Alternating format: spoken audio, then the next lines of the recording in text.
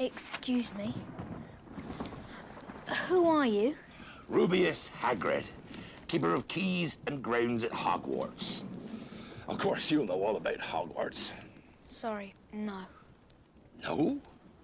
Blimey, Harry, didn't you ever wonder where your mum and dad learned it all? Learnt what? You're a wizard, Harry. I'm a what? Hey there, welcome to the Lord to Death podcast. My name's Brett, and today I want to talk about something that might be slightly controversial in today's climate, Hogwarts School of Witchcraft and Wizardry. More specifically, I want to talk about the history of Hogwarts as we know it from the books and the movies. I don't feel like I should have to say this, but I want to preface by saying that I do not agree with the views of She Who Must Not Be Named and her views against basic human rights. I simply grew up on Harry Potter as an IP, and it remains a core part of how I got into fantasy as a genre and remains a core part of who I am. I think it's very important to separate the art from the artist and try to enjoy things for what they are, not for who created them. So with that preamble out of the way, let's just get on with it. Having recently played Hogwarts Legacy, I knew that I had to go over the history of Hogwarts. There have been plenty of games in the past that allowed you to roam the castle and the grounds to an extent, and of course there are the books and movies that give us a limited glance into what it looked like. But there was something special about an open world game that not only allowed you to explore the castle and grounds at Hogwarts, but Hogsmeade and the surrounding hamlets. It gives us a much better view of the school and what it would have been like to be a student there. That and the field notes within the school and the surrounding area gave us a ton of little plot points that helped flesh out Hogwarts history and the people who helped create it. So we might as well go all the way back to when it was founded. So, Hogwarts School of Witchcraft and Wizardry was founded in the year 993 by Godric Gryffindor, Helga Hufflepuff, Rowena Ravenclaw, and Salazar Slytherin in the Scottish Highlands. The exact location is unknown as it was rendered unplottable. So that means that there was a ward cast over the school to make sure that it would never be found by muggles, or non-magic folks. It still exists, though, as a physical place, and muggles could technically find the location. However, what they would see is an old castle ruin with signs all around the premises saying, danger, do not enter, unsafe, and stuff to that degree. Places like Azkaban or the House of Black were also unplottable, and interestingly enough, the Room of Requirement within Hogwarts was also unplottable, making it the only unplottable location within an unplottable location, aside from the Chamber of Secrets, which wasn't necessarily warded, but just carefully omitted from maps to keep it a secret. So I guess it's unplottableception? Unplottaception? I don't know. I'm trying to force that joke way too hard. On top of being unplottable, Hogwarts had a number of other enchantments and charms cast on it as well. There were a number of protective enchantments cast around the school to keep the students safe, although the specifics aren't mentioned as to what exactly they do or how many are floating around. There's also an anti-apparition charm, meaning that no one could apparate, meaning to magically teleport oneself, onto or out of the school grounds. This could, however, be temporarily lifted by the headmaster so that the students could take the apparitions class. This class was optional and could be taken when a student reaches the age of 17 or would reach the age of 17 within that school year, so typically they're 6th. However, if you had a late birthday like Harry Potter or Draco Malfoy, then you would have to wait until the following school year to be able to take the class. But we'll get into classes and all that stuff later. So Hogwarts was in the Scottish Highlands, which means that the school was service to any magical student residing in Great Britain and Ireland. That being said, it wasn't uncommon for a student to transfer from another school if need be, like Natsai Onai, who transferred from Ouagadougou in Uganda when her mother began teaching at Hogwarts. But aside from transfers, British and Irish witches and wizards were enrolled at birth via the Quill of Acceptance and the Book of Admittance.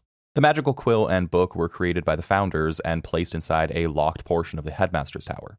These items are something of a mystery to most, with few knowing how they worked, seeing as the inkwell and quill were empty of ink, and the quill itself was made of an augury feather which would normally repel ink. Albus Dumbledore claimed to have known how it worked, but said that divulging such information would cause needless, tedious explanations to wizarding parents who would be furious that their child wasn't accepted. The quill would detect signs of magical children at birth and write their names in the book, and the names written were never wrong. No child was ever admitted into first year without having their name written in the book. However, there were cases that students transferred in from other schools or in later years were enrolled, as we see in Hogwarts Legacy, that there were a handful of special cases that were enrolled in their 5th year and didn't actually go to school from their 1st to 4th. But that's an exception, not necessarily part of the rule. A child's acceptance was confirmed by owl post at the age of 11 if the child had at least one magical parent. If they were muggle-born, or they were a special case like Harry Potter, who had no knowledge of the magical world, but his parents were magical and he was living with muggles, then an emissary would be sent from the school. In Harry's case, it was Rubeus Hagrid, to gently inform them about the magical world and hand-deliver their letter of acceptance. Now, I guess Harry Potter kind of got both of these worlds, where there was the Owl Post, and then later Hagrid came in and hand-delivered him a letter, but Harry is just an exceptional case in all areas. Back to the school crest features the symbol of each house. The lion of Gryffindor, the serpent of Slytherin, the badger of Hufflepuff, and the eagle of Ravenclaw. You thought I was going to say the raven of Ravenclaw, didn't you? Well, joke's on you, because that would just be too obvious and it would make any amount of sense. In the middle of the mascots is a black letter H, and below it a scroll with the school motto in Latin. The motto was Draco Dormiens Nunquam Titilandus, and I know that I am butchering that pronunciation, but in English it means never tickle a sleeping dragon. Now, this might seem a little bit out of left field, because while it is fantastic advice to anyone, it's a little odd that that would be a school motto.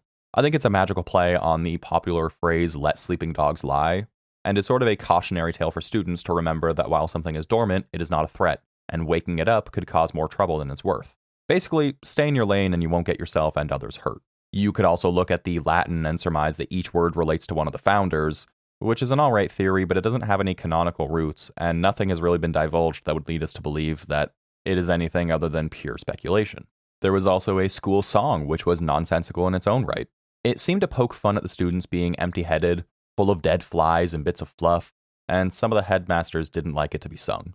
There was no definitive rhythm to the song either, so it could be sung however anyone wanted to.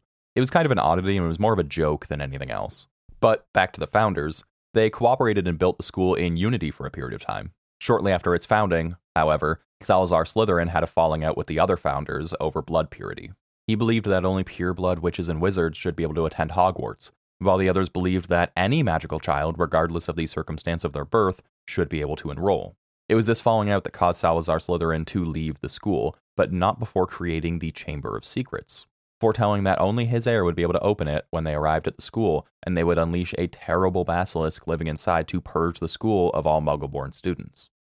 So with all we know about Salazar so far, we see that the founders all brought an aspect of their personality to their houses, and that would partially determine which the Sorting Hat would send you to.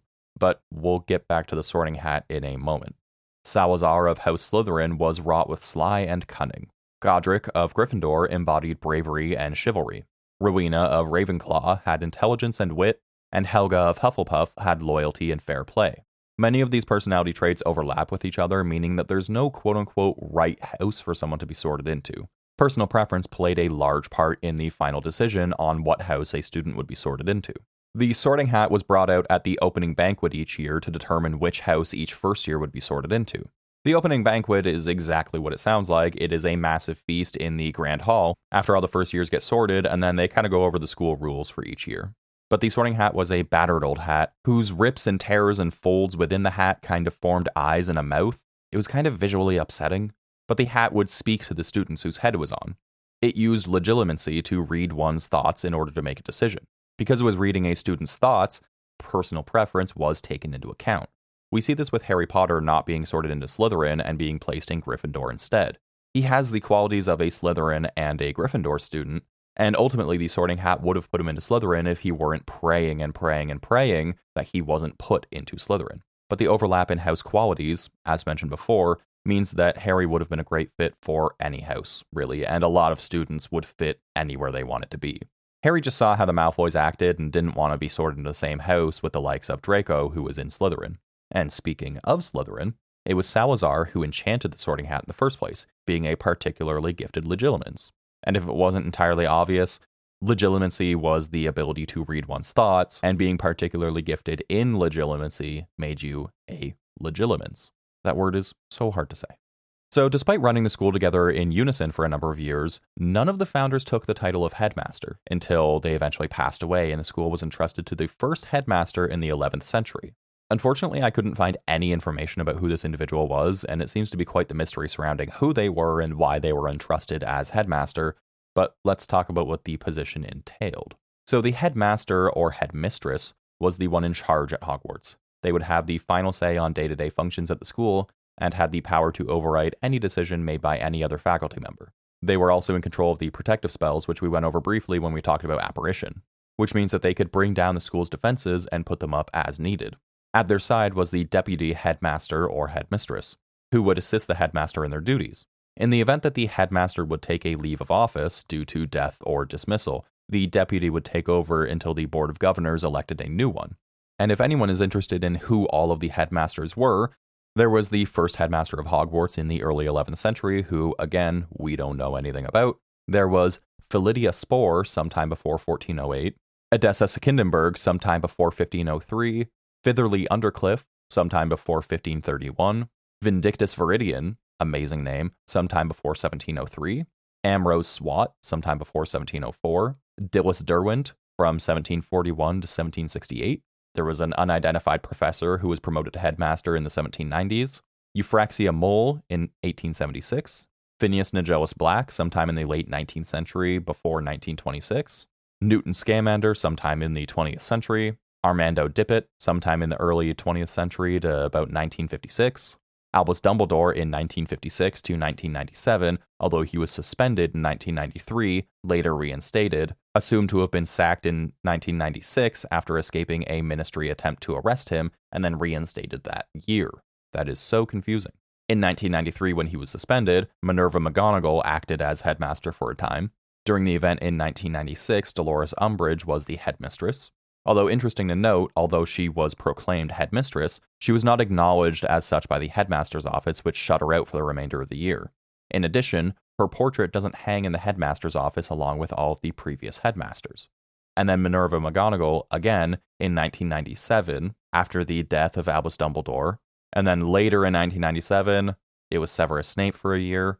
And then after that, in 1998, it was Minerva McGonagall again, until sometime between 2011 and 2017. It's not really known.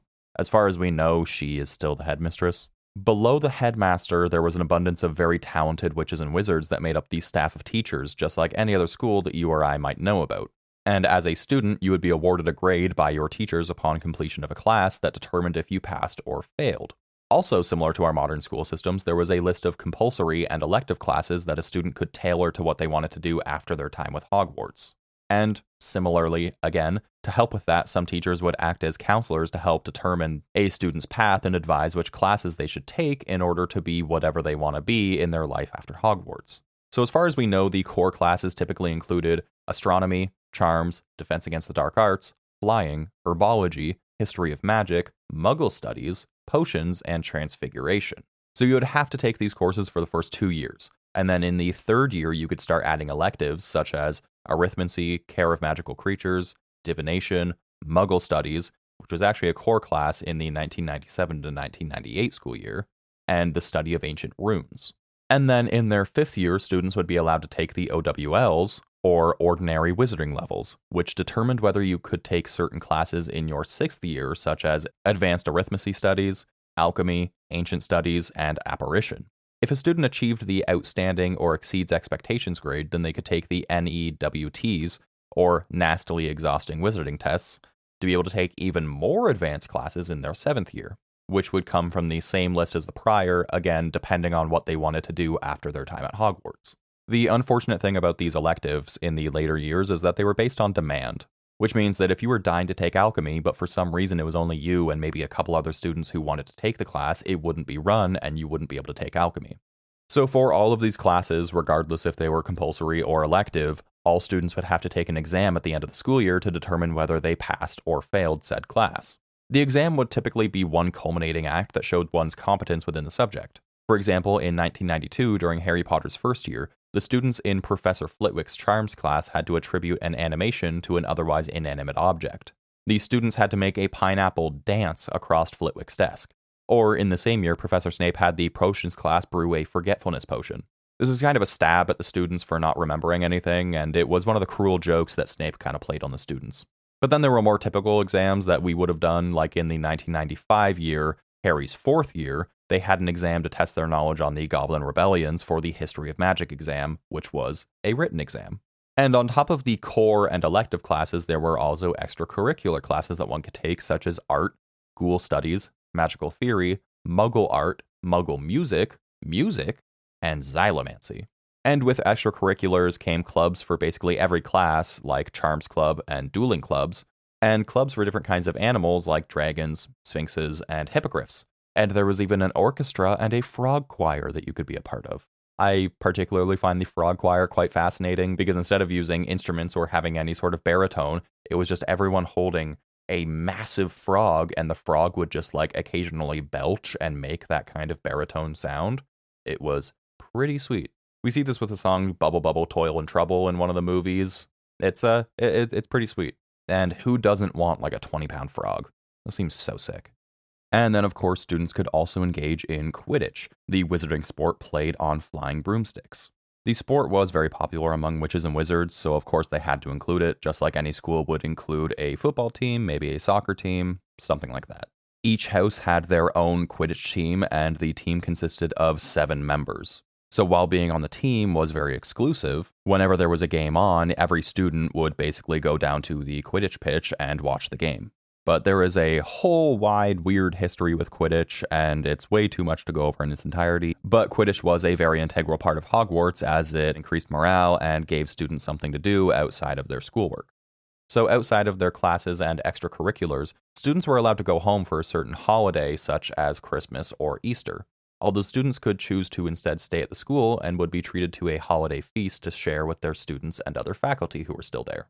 Gilderoy Lockhart, the Defense Against the Dark Arts teacher in the 1992 to 1993 school year, organized a celebration for Valentine's Day, in line with his weird, creepy character.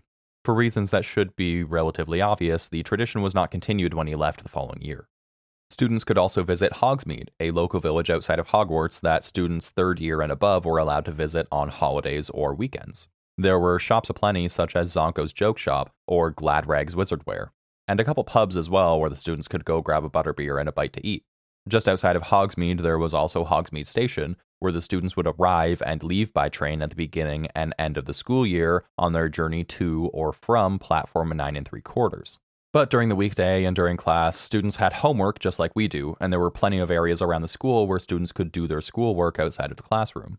There was a study hall near the library itself. There was a study area on the 4th floor, and the common rooms all typically had an area where you could hunker down with a book as well. Students also had some accessories that could help them out with their studies as well, such as a homework planner. It was a magical journal that let a student keep track of their assignments and verbally reminded them to not put off their schoolwork every time they opened it, saying things like, "Do it today or you'll pay," and "Don't leave it till later, you big second-rater." These were not exactly very popular among students as it, promoted schoolwork and not shenanigans, but they were an option for people who maybe had trouble getting their schoolwork done. And while we're on the topic of students, and because I don't really have another area to throw this in, there was a school uniform. During the school day, students were required to wear a uniform that consisted of a black robe and a black pointed hat for day wear.